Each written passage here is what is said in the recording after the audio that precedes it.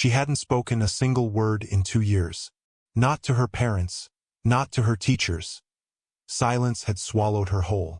But inside a crowded cafe, surrounded by the city's wealthiest, one quiet moment shattered that silence. It wasn't her father's power, nor her mother's authority, that brought her voice back. It was the hands of a woman society chose to overlook. What happened in that cafe didn't just change one little girl's life, it shook an entire community. But why did it take a stranger's courage to reveal the truth?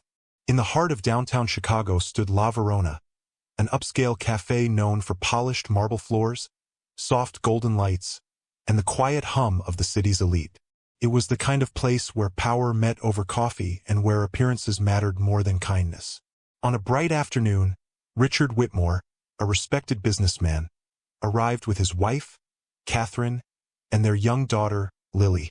To everyone else, they looked like the picture of success. Perfect clothes, perfect posture, perfect family. But beneath the surface, there was a fracture. Lily, only 8 years old, had not spoken a single word in 2 years.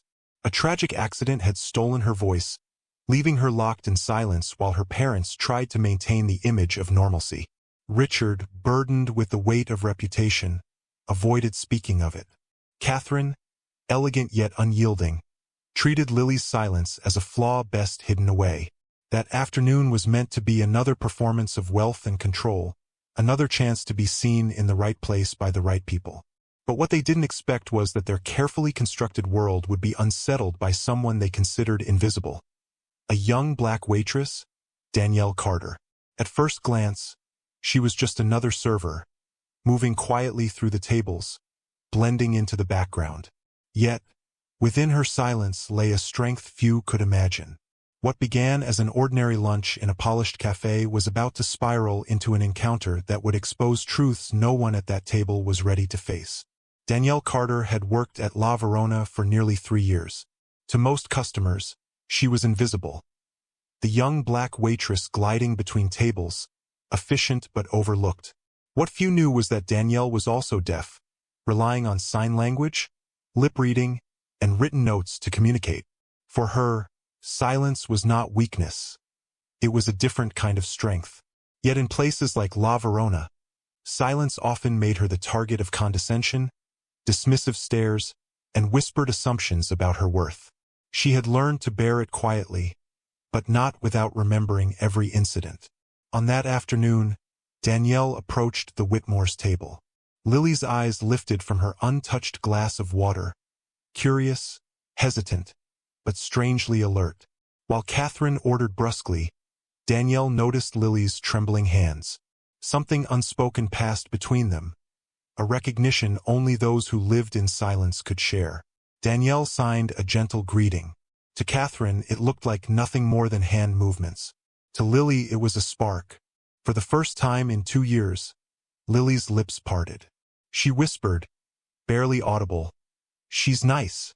It was a whisper so small, yet it cut through the cafe like thunder. Forks paused midair, conversation stalled, and every head turned toward the child who had been silent for so long. Richard froze, his face pale. Pride, shock, and fear collided inside him. Catherine, however, erupted. Her voice sliced through the hushed room. "This is ridiculous. She's playing circus tricks with my daughter." Her words weren't just cruel.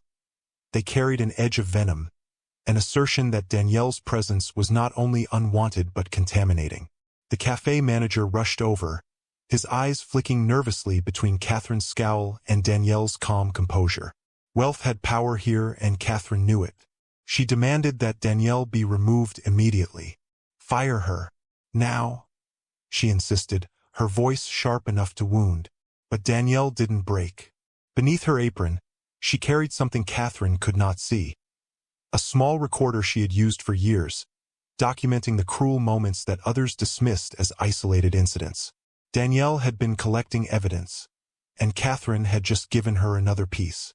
In the days that followed, Lily returned to La Verona, not with her mother, but quietly with a notebook clutched in her small hands.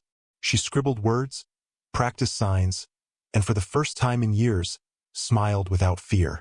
Danielle encouraged her, teaching gently in between serving tables. Word spread quietly among the staff about the bond forming between the girl and the waitress. It was a connection that Catherine wanted buried, but the roots of truth were already too deep. Danielle began meeting privately with Marcus Green, a civil rights attorney who had dedicated decades to challenging systemic prejudice. In the dim basement storage room of La Verona, surrounded by old boxes and unused furniture, Danielle revealed her archive. Years of recordings, transcripts, and notes exposing the prejudice of Chicago's upper class. What Catherine saw as a moment of dominance was, in fact, the beginning of her unraveling. But Catherine was not done.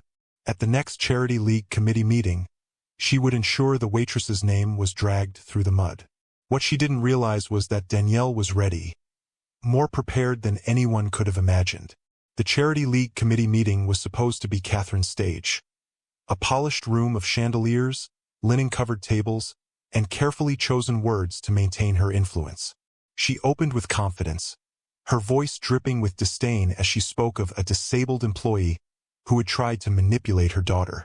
Laughter rippled from a few allies, nods of agreement followed, and Catherine basked in their approval. For a moment, it seemed her power remained intact. But then the doors opened. Danielle stepped inside, not in an apron, but in a sharp blazer. At her side was Marcus Green, briefcase in hand, his presence commanding silence. Gasps spread across the room. Catherine's smile faltered, but before she could speak, Danielle connected her laptop to the projector. On the screen flashed footage, Catherine's own voice echoing through the room, her words dripping with cruelty. "Fire her. She's playing circus tricks." Another clip followed, an audio recording of Catherine pressuring Lily's school principal to monitor inappropriate influences. Each sentence struck like a hammer, the evidence undeniable. The committee members' faces shifted from amusement to horror. And then came the final blow. Richard entered quietly, holding Lily's hand. The child, who had once been silent, stepped forward. She raised her hands, signing carefully, her trembling voice rising with each word. "Danielle taught me I can talk with my hands. She is my friend." Mommy was wrong.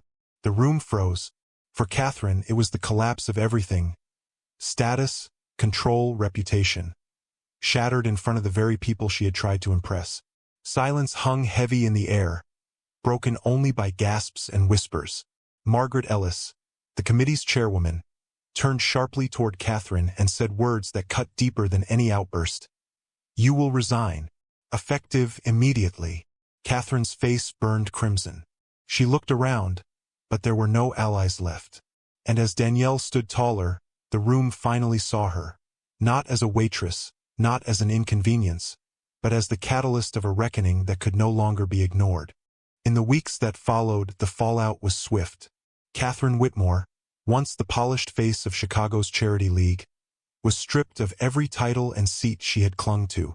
Her name, once whispered with admiration, now carried the weight of shame. She tried to rebuild in another city, but in the age of social media, reputations travel faster than footsteps. Doors that once opened easily now slammed shut.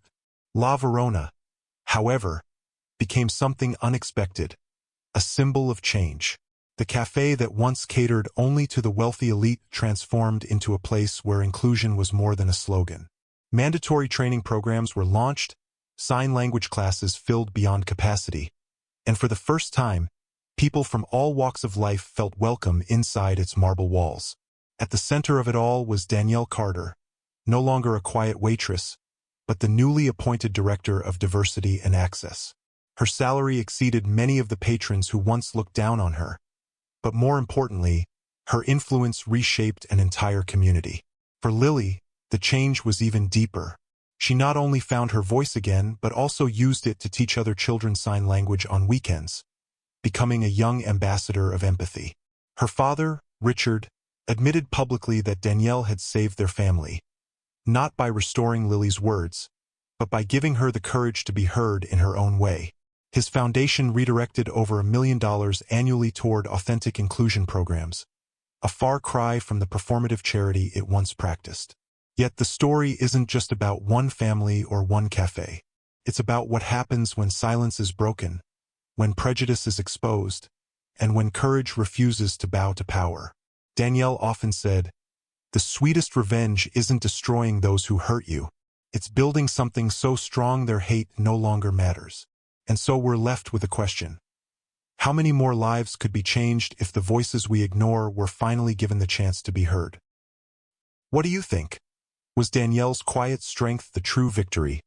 Or was it Lily's voice returning after years of silence that mattered most? Stories like this remind us that racism and prejudice can hide in plain sight until someone brave enough forces the world to see it.